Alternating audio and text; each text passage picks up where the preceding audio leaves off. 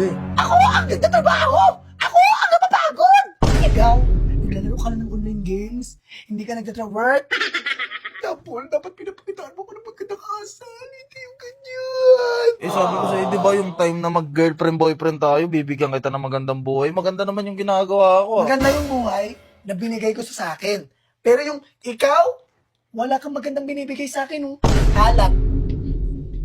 Mabaho ka. Mo. Ako pa talaga yung mabawa. Dapat nga, bagay lang sa'yo yan. Kasi tignan mo yung itsura mo. Oh. Talagang gusgusin. Gustusin. Siyempre, siyempre, haggard ako sa work. Di ba? Ikaw, anong ginagawa mo? Wala akong binibigay. Binibigyan kita ng pagmamahal. Nakakainis ka. Binibigyan kita ng pagmamahal ko. Binibigyan. Pagmamahal, oo. Pagmamahal. Ano ipapakain mo sa akin? Takip mong maitim.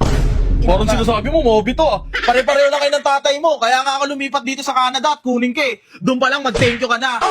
Kasi kinuha kita. Lagi ako nilalait ng magulang mo sa Pilipinas eh. Kaya nga talaga nag-settle tayo dito tapos lalait-laitin mo ko. Dapat pagsilbihan mo ko dito.